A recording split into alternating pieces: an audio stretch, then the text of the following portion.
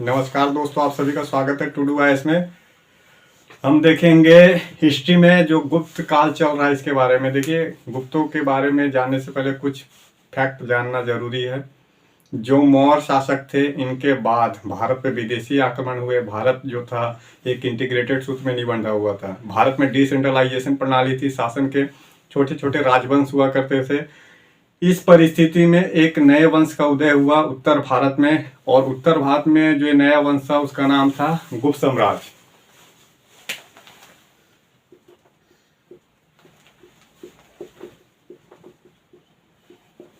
तो गुप्त क्या थे? गुप्त बोलेंगे आप कुषाण के सामंत थे। जो कुषाण राजवंश था, कुषाण शासक, इसके सामंत थे। मगध पे इनका प्रारंभिक शासन था। जो मगध क्षेत्र था, यहाँ पे प्रारंभिक रूप से भूस्वामी थे, फिर राजनीतिक अधिकार प्राप्त किए। बोलेंगे मगध क्षेत्र के कुछ क्षेत्रों पे, ना कि पूरा मगध। प्रारंभ में स्टार्ट पॉइंट है कि सामंत थे। सामंत एक शब्द आता है, मैं इसको डिस्क्राइब भी करूंगा। सामंत क्या होता है? समझिए, छोटे से जमींदार हैं, उस क्षेत्र में पूरा इनको राजनीतिक अधिकार, सैन्य अधिकार, आर्थिक अधिकार प्राप्त होते हैं। अर्थात एक छोटे क्षेत्र पे कोई जमींदार है, बाद में जमींदार बड़ा होकर एक शासक बन जाता है।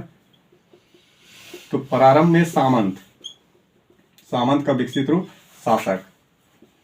तो ऐसे ही छोटे पहले सामंत थे कुषाणों के, फिर मगध क्षेत्र के भूस्वामी हुए छोटे से क्षेत्र में। मगध में आपको पता है कि यूपी और बिहार का मोस्टली बेल्ट है, यूपी बिहार। बाद में जो मगध साम्राज्य था उसका विस्तार तो अफगानिस्तान के हिंदू कुश तक था। पुनः भूस्वामी से ये राजा बने। तो इनका बिहार की तुलना में जो गुप्तों का विशेष लगाव था, बिहार से कम और उत्तर प्रदेश से अधिक लगाव था इनका, जो यूपी है।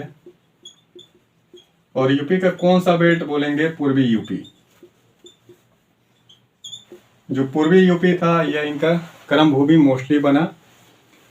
इन्होंने बिहार के शासकों के साथ जो अलग अलग छोटे छोटे राजवंश से वैवाहिक संबंध स्थापित किए। गुप्तों ने भी अपनी फॉरेन पॉलिसी में विवाह को प्राथमिकता दिया और धीरे धीरे अपनी राजनीतिक जो शक्ति थी उसका विस्तार किया। गुप्तों का वैवाहिक संबंध मैंने इससे पहले वाले वीडियो में बताया था, वाक्टकों के साथ हुआ था। और पश्चिम भारत में नाग एक शक्तिशाली वंश थे, तो नागों के साथ भी वैवाहिक संबंध स्थापित किया। पुनः बिहार में लिच्छवी राजवंश चल रहा था, इसके साथ भी वैवाहिक संबंध स्थापित किया। ऐसे करके राजनीतिक शक्ति मजबूत किए और समस्त उत्तर भारत में फिर इन्होंने एक साम्राज्य की स्थापना की। तो पूर्वी यूपी इनका प्रारंभ में सेंटर था। तो ये कुछ बेसिक फैक्ट है कि गुप्त थे कौन। इनके बारे में शुरुआत की पृष्ठभूमि बहुत ही कम जानकारी है, तो बोलेंगे थोड़ा सा कम जानकारी है प्रारंभ में। बाद में तो स्पष्ट रूप से जानकारी मिलती है कि कहाँ कहाँ पे शासन किए थे, कौन से भारत के क्षेत्रफल में और हिस्से पे इनका शासन था। तो एक बार हम थोड़ा देखते हैं जानकारी, गुप्तों के बारे में कैसे जानकारी प्राप्त होती है।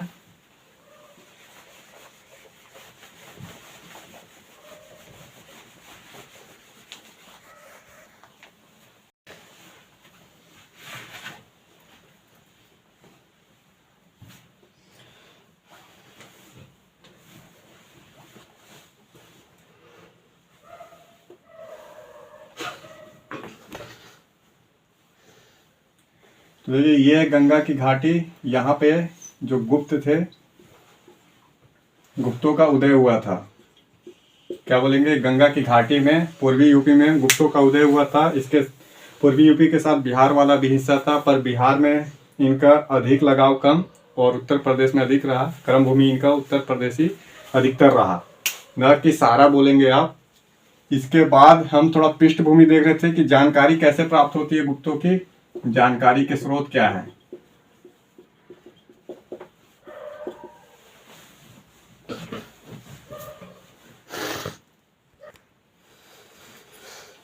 तो जानकारी का स्रोत देखते हैं क्या क्या स्रोत है। सबसे पहले बोलेंगे अभिलेख, फिर बोलेंगे सिक्के, अभिलेख के बाद सिक्के, फिर साहित्यिक किताब, साहित्यिक स्रोत। देखिए, अभिलेख में फिर से करेंगे राजा के द्वारा जारी अभिलेख और निजी अभिलेख। निजी अभिलेख, राजा के द्वारा जारी अभिलेख। अभिलेख करिएगा, अभिलेख मतलब एक रिकॉर्ड होता है। ये भी सिक्के में करेंगे, अलग अलग राज्यों के द्वारा जो जारी सिक्के थे, जो राजाओं के सिक्के थे, गुप्त शासक थे, गुप्त शासक ने सिक्के जारी किए थे, सिक्के से पता चलता था। साहित्य स्रोत, अभी साहित्य स्रोत में एक सूची बनाएंगे कौन कौन से साहित्यिक किताब है, तो बोलेंगे राजनीतिक की पुस्तकें हैं। फिर इसके बाद बोलेंगे कालिदास का अलग से उल्लेख करेंगे। कभी कभी कालिदास का किताब का नाम पूछ लेता है नायक और नायिका के बारे में कि कालिदास ने किसका उल्लेख किया है, जैसे मालविका अग्निमित्र में किस शासक का उल्लेख किया गया है, तो ये पूछता है, इसीलिए कालिदास का अलग से इसमें थोड़ा सा पढ़ना होता है। पुनः बोलेंगे धार्मिक किताबें हैं, और धार्मिक किताब में फिर करेंगे हिंदू धार्मिक किताबें, जैन और बौद्ध। इस तरीके से आप रिवीजन करेंगे। एक स्रोत जिससे जानकारी मिलती है।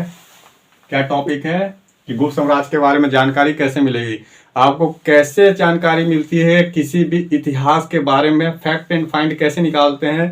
तो दो ही तरीका है, या तो उसका पूरा तात्विक स्रोत हो, मतलब उनका कोई कला हो, या फिर कोई भवन का निर्माण किया हो, बर्तन उपकरण का इस्तेमाल करते हो, औजार हो उस समय के, या फिर कोई साहित्य किताब जो पीढ़ी दर पीढ़ी ट्रांसलेट होते आ रही है, उस पर टीका टिप्पणी किए हुए हैं बहुत सारे विद्वानों ने, तो वो रिकॉर्ड के रूप में तो बोलते हैं साहित्यिक प्रमाण व पुरातात्विक प्रमाण। तो archaeological and the literature both are available हैं, उससे जानकारी प्राप्त होती है गुप्तों की, और ऐसे डिवीजन कर लेंगे आप। अब देखिए यहाँ पे जो अभिलेख है, अभिलेख के बारे में हम पहले पढ़ते हैं, इसके बारे में एक एक पढ़िए आप, बहुत ही इंपॉर्टेंट है। इसमें जानकारी तो मिलेगी आपको, साथ में आपका एक खाका भी तैयार होगा, पृष्ठभूमि। देखिए अभिलेख में टोटल मिला के 42 अभिलेख हैं गुप्तों के।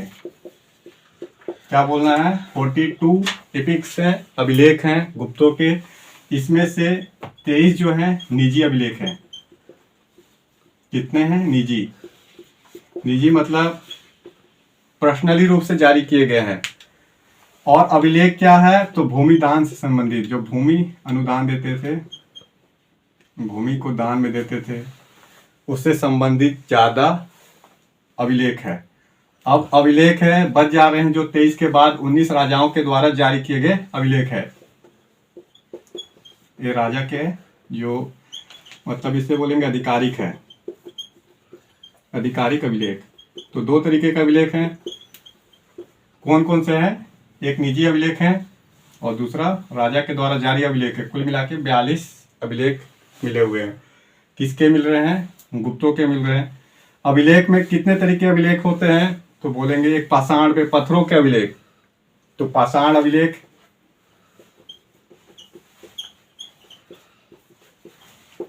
फिर बोलेंगे ताम्र, तांबे पे बने हुए अभिलेख, तांबे पे नक्काशी की हुई और उस पे एक साहित्यिक प्रमाण के रूप में लिखा गया, तो ताम बोलते हैं इसे, ताम्र अभिलेख। और एक और टाइप का अभिलेख है गुप्तों में विशेष रूप से हुआ है, चंद्रगुप्त द्वितीय विक्रमादित्य का महरौली में लौह स्तंभ अभिलेख, लोहे पे लौह स्तंभ अभिलेख। यह अभिलेख आज भी सुरक्षित है और अपने आप में यूनिक अभिलेख है। चंद्रगुप्त द्वितीय विक्रमादित्य जो शासक हुआ गुप्त साम्राज्य में, इन्होंने लोहे पे, तो लौह स्तंभ अभिलेख है चंद्रगुप्त द्वितीय विक्रमादित्य का। अब एक बार थोड़ा सा अभिलेख देख लेते हैं, काफी इंपॉर्टेंट है। अभिलेख में भारत के किस किस क्षेत्र में पाए गए हैं, तो इससे क्षेत्र भी पता चल जाता है, साथ साथ में किस शासकों के अभिलेख हैं ये भी पता चल जाता है इससे। तो एक बार अभिलेख देखिए।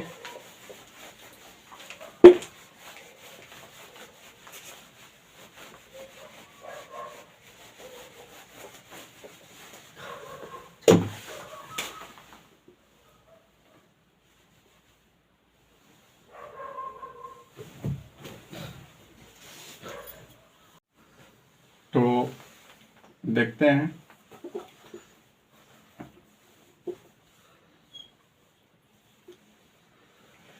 देखिए, सबसे पहले समुद्रगुप्त अभिलेख के बारे में हम देख रहे हैं। जो समुद्रगुप्त है, समुद्रगुप्त का इलाहाबाद स्तंभ लेख सबसे पहला नंबर पे है। इलाहाबाद, इलाहाबाद स्तंभ लेख। बाद में अन्य शासकों ने इस पे अपने अभिलेख उत्कीर्ण कराए थे। तो ये कहाँ है? इलाहाबाद, उत्तर प्रदेश में, ये वाला बेल्ट इलाहाबाद। पुनः समुद्रगुप्त के ही अन्य अभिलेख हैं बिहार में, जो गया है और नालंदा। तो गया और नालंदा यहाँ भी प्राप्त हुए हैं, गया व नालंदा में। फिर आप क्या बोलेंगे? समुद्रगुप्त के बाद चंद्रगुप्त द्वितीय विक्रमादित्य है। चंद्रगुप्त द्वितीय,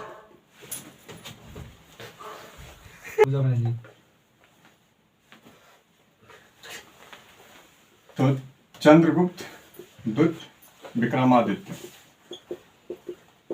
चंद्रगुप्त द्वितीय विक्रमादित्य का कौन सा स्तंभ बोलेंगे? लौह स्तंभ अभिलेख। तो इसको बोलते हैं महरौली, महरौली लौह स्तंभ। कहाँ पे है? दिल्ली में। तो ये दिल्ली, यहाँ पे महरौली है।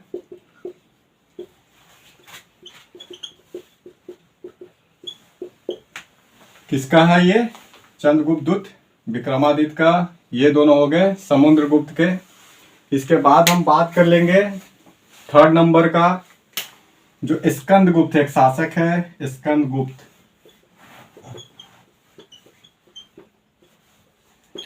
तो स्कंदगुप्त का जूनागढ़ अभिलेख मिलता है। एक अभिलेख है जूनागढ़, जूनागढ़ अभिलेख स्कंदगुप्त का। फिर दूसरा है भीतरी अभिलेख। जूनागढ़ कहाँ पे है? तो बोलेंगे ये आपका सौराष्ट्र में, अर्थात यहाँ पे है जूनागढ़।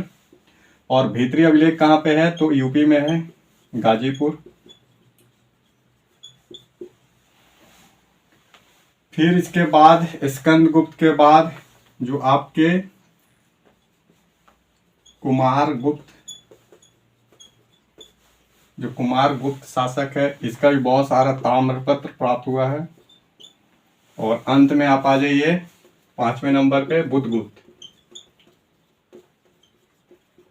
तो बुधगुप्त का पहाड़पुर ताम्रपत्र। तो देखिए, ये है आपका ओवरऑल। एक बार फिर से अभिलेख नोट करिए एक जगह पे। जो समुद्रगुप्त है उसका इलाहाबाद स्तंभ अभिलेख है। फिर है गया और नालंदा में अभिलेख प्राप्त हुए हैं समुद्रगुप्त का, ये लोकेशन है। पुनः चंद्रगुप्त द्वितीय विक्रमादित्य का लोहा वाला एक स्तंभ लेख, महरौली लोह स्तंभ लेख, कभी कभी पूछता है सीधा, आज भी सुरक्षित है। लोहे पे की गई नक्काशी, मिश्र धातु का इतना अनुपम उदाहरण कि प्राचीन काल में जो मिश्र धातु बनाए जाते थे, आज भी उस तरीके के मिश्र धातु बनाना असंभव है जिसमें जंग नहीं लग रही है और तेजस के तस स्थितियां प्राप्त हो रहे हैं। यही है महरौली लौह स्तंभ। किसका है? तो बोलेंगे चंद्रगुप्त द्वितीय विक्रमादित्य का। पुनः स्कंदगुप्त है, इसका जूनागढ़ और भीतरी अभिलेख है। कुमारगुप्त के कई सारे ताम्रपत्र हैं और बुधगुप्त का पहाड़पुर ताम्रपत्र अभिलेख है। तो इस तरीके से अभिलेखों से पता चल रहा है गुप्तों के बारे में।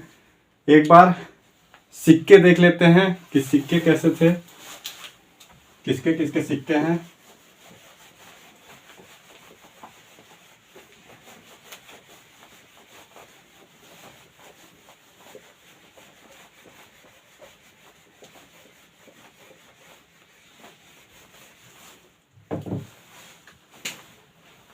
देखिए, सिक्के, सिक्कों से बहुत सारी जानकारी प्राप्त हो जाती है। तो सिक्के दो प्रकार के होते हैं। प्रारंभ में जो सिक्के रहते हैं वो उच्च क्वालिटी के उत्कृष्ट वाले दिखाई देते हैं, अर्थात इनकी गुणवत्ता उच्च रहती है। तो उच्च क्वालिटी बोलेंगे, गुणवत्ता वाली, उत्कृष्टता इसकी अधिक रहती है। इससे पता चलता है जो राजा है, राजा का जो क्षेत्राधिकार है, अर्थात जहाँ पे शासन चलता है, राज दरबार, आर्थिक गतिविधि, सांस्कृतिक गतिविधि, ये कैसा था। पुनः धीरे धीरे जो सिक्के रहते हैं वो पतन की ओर जाते हैं। सिक्कों की उत्कृष्टता, क्वालिटी जो रहती है वो डाउनग्रेड होते जाती है, गिरते जाती है। तो सिक्कों की गुणवत्ता से पता चलता है कि साम्राज्य जो था पतनशील रहता है। तो प्रारंभ में जो गुप्त शासक हैं, इनके सिक्के काफी ऊंच क्वालिटी के दिखाई देते हैं। इससे पता चलता है कि सिक्के काफी, जो राजा है, शासन, दरबार, आर्थिक सांस्कृतिक गतिविधि सभी उत्कृष्ट थे, अर्थात उच्च कोटि के थे। धीरे धीरे साम्राज्य पतन की ओर जाता है क्योंकि सिक्के की क्वालिटी में डाउन फ्लो होता है। तो कुछ सिक्कों के बारे में आपको समझना होगा कि सिक्के किस किस तरीके से थे। तो सिक्के देखिए, पहले बोलेंगे अश्वमेध सिक्के। अश्वमेध सिक्के, ये अश्वमेध सिक्का किसका था? तो अश्वमेध सिक्का था कुमार गुप्त का। कुमार गुप्त का अश्वमेध सिक्का। फिर यहाँ पे जो लिच्छवी राजकुमारी थी कुमार देवी, इसके नाम पे चंद्रगुप्त प्रथम ने सिक्के जारी किए थे। तो चंद्रगुप्त प्रथम, कुमार देवी प्रकार का सिक्का, कुमार देवी।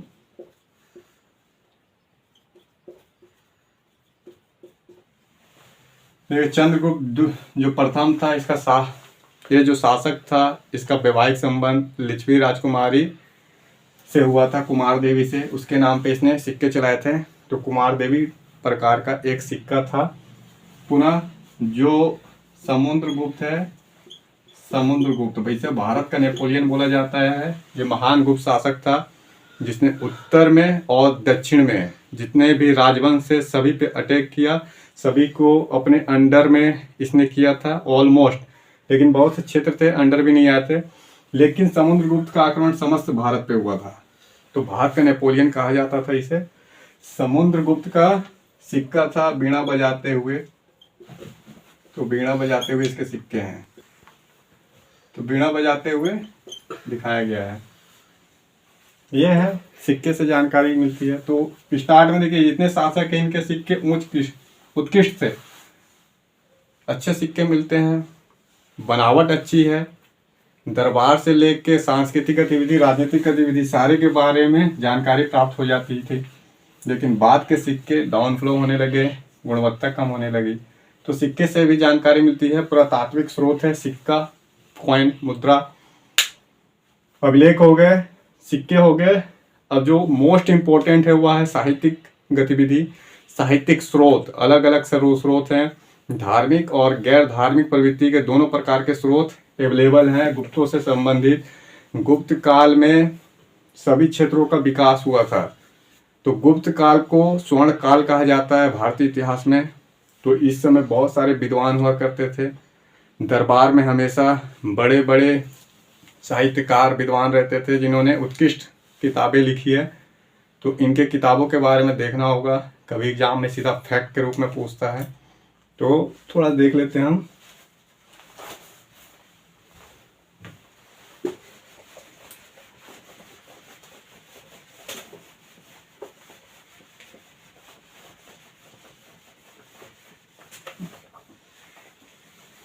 देखिए, सबसे पहला जो अब साहित्यिक स्रोत आ रहा है,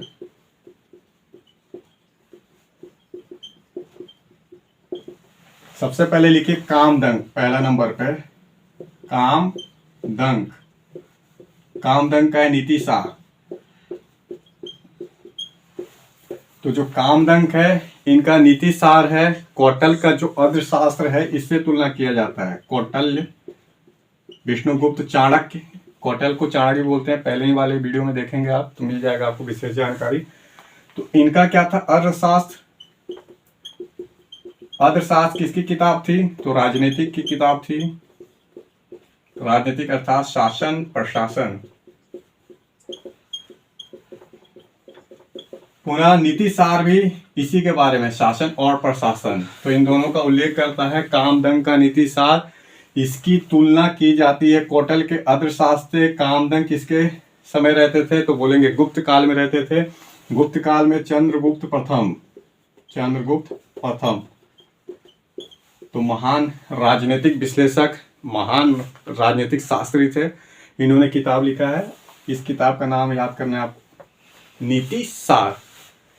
सेकेंड नंबर पे जो महान साहित्यकार हुए हैं भारतीय इतिहास में, वह है कालिदास। कालिदास, कालिदास ने बहुत सारी किताबें लिखी। जो किताब लिखा है इन्होंने संस्कृत में लिखे हैं। तो भारत का शेक्सपियर बोला जाता है कालिदास को। इन्होंने अपने जो विषय वस्तु बनाया वो प्रकृति को तो बनाया, साथ में कुछ गुप्तों से संबंधित जानकारी प्राप्त हो जाती है और प्राचीन भारत के इतिहास के बारे में भी जानकारी प्राप्त होती है। तो एक बार इनका लिस्ट देख लेना है किताब का कौन कौन से हैं। सबसे पहले बोलेंगे कुमार संभव। कुमार संभव, मालविका अग्निमित्र, मालविका अग्निमित्र, फिर ऋतु संहार, मेघदूतम, रघुवंशम, शाकुंतलम, क्या बोलेंगे, शाकुंतलम। देखिए संस्कृत में लिखते हैं इसलिए म लाट में लग रहा है। तो कुमार संभव, मालविका अग्निमित्र, ऋतु संहार, मेघदूतम, रघुवंशम और शाकुंतलम जैसे इन्होंने काव्यों की रचना की है कालिदास। इनका जो मेन सेंटर बना था भारत में वह था उज्जैन। तो उज्जैन से अपने साहित्य कृति को ये अंतिम चरण देते थे, लिपिबद्ध करते थे। अर्थात उज्जैन इनकी कला विधि का सेंटर पॉइंट था। भारत के अलग अलग जगह पे इन्होंने किताबों को लिखा है, लेकिन विशेष रूप से रहते कहाँ थे, तो ये उज्जैन में रहते थे, राज दरबार में। अब यहाँ पे हम बात करेंगे इसके अलावा विशाख दत्त हैं थर्ड नंबर पे, विशाख दत्त। तो विशाख दत्त क्या किताब है, मुद्रा राक्षस, मुद्रा राक्षस, मुद्रा राक्षस और देवी चंद्रगुप्तम, देवी चंद्रगुप्तम। तो चंद्रगुप्त के बारे में बता रहे हैं ये देवी चंद्रगुप्तम कि चंद्रगुप्त अपने भाई रामगुप्त की हत्या करके सिंहासन में बैठते हैं। तो विशाख दत्त बहुत बड़े राइटर, राजनीतिक विशेषज्ञ भी थे। मुद्रा राक्षस और देवी चंद्रगुप्तम है इनका। चौथे नंबर पे देखिए एक है शूद्रक, ऐसे लिखना है शूद्रक। शूद्रक का है मृच्छकंटिकम, मृच्छकंटिकम संस्कृत में है, अर्थात इसका नाम है मिट्टी का खिलौना। जो मिट्टी है, मिट्टी का खिलौना। तो मृच्छकंटिकम किसकी है, शूद्रक। जो संस्कृत था, संस्कृत में अधिकतर साहित्य की रचना क्यों होती थी, क्योंकि गुप्तों की भाषा, जो राज दरबार की भाषा थी वह थी संस्कृत। तो मोस्टली साहित्य रचना जो है वह संस्कृत में रचे गए हैं, जैसे मृच्छकंटिकम, देवी चंद्रगुप्तम, मुद्रा राक्षस, कालिदास, सारा का सारा संस्कृत में लिखते हैं। अब कुछ और राइटर हैं उसको भी देख लेते हैं। ये तो चौथे नंबर पे थे।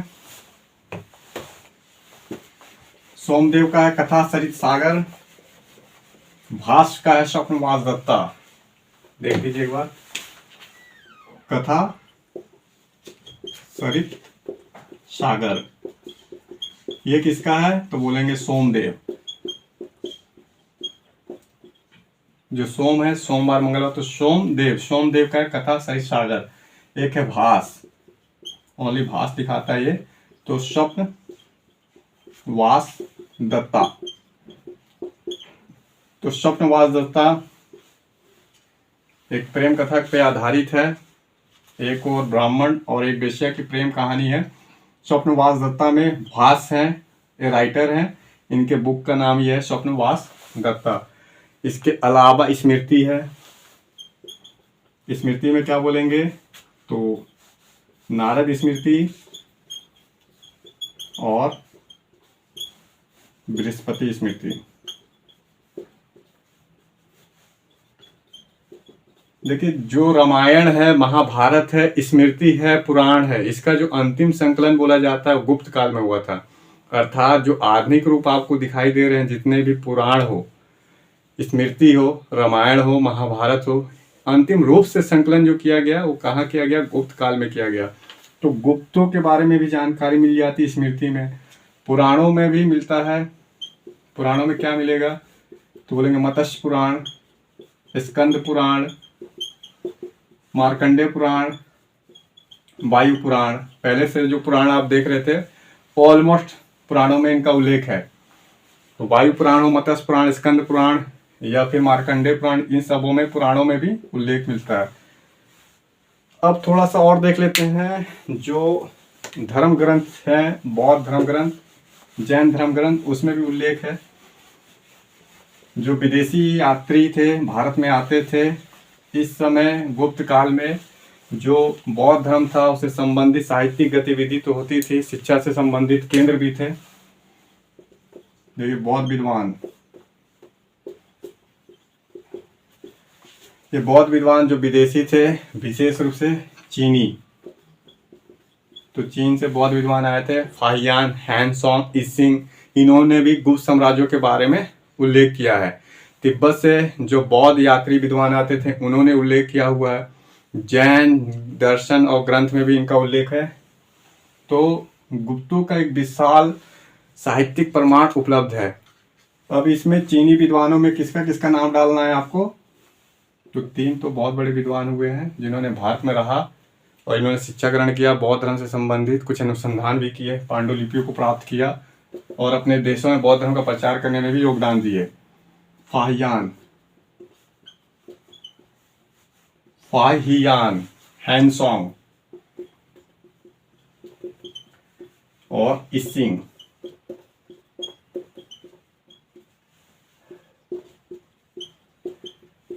तो इनके बारे में इन्होंने भी बताया है कि गुप्त शासक कैसे थे, जो सम्राट था कैसा था, समाज व्यवस्था कैसी थी, तो उल्लेख बराबर मिलते रहते हैं फाहियान, हैनसोंग के अभिलेख में और इसिंग। ये सब कौन है तो बोलेंगे जो चीनी विद्वान थे ये थे। उस समय जो गुप्त शासक काल था या गुप्त साम्राज्य बौद्ध शिक्षा का महान केंद्र हुआ था। भारत क्या बोलेंगे, जो इंडिया था बौद्ध एजुकेशन का सेंटर हुआ करता था, नालंदा यूनिवर्सिटी। इसी नालंदा यूनिवर्सिटी में ये सारे विद्वान आए थे। तो ये बना कब था, गुप्त साम्राज्य के समय बना हुआ था। जैन ग्रंथ में एक है सूरी। ये सूरी कौन है, जैन विद्वान है, इन्होंने हरिवंश पुराण लिखा है, हरिवंश पुराण। तो उसमें गुप्तों के बारे में उल्लेख किया है। तो इस तरीके से गुप्तों के बारे में जानकारी मिलती है। इंडिया के ही नहीं विदेशों के विद्वानों ने गुप्त साम्राज्य के बारे में उल्लेख किया है। अब हम एक एक करके जो गुप्त शासक थे उसको हम पढ़ेंगे, उनकी आर्थिक व्यवस्था कैसी थी, राजनीतिक व्यवस्था कैसी थी। तो व्यवस्था तो लगातार एक ही चलती आ रही है कि इकोनॉमिक सिस्टम कैसा होगा, पॉलिटिकल सिस्टम कैसे होंगे। प्राचीन काल में सब ऑलमोस्ट एक ही जैसे, बस कुछ अधिकारियों का नाम, कुछ नया अंतर आ जाता है जिसको हाईलाइट करना रहता है। तो ये देखेंगे हम नेक्स्ट वीडियो में, बने रहिए टू डू आइस में। आज के लिए इतना ही।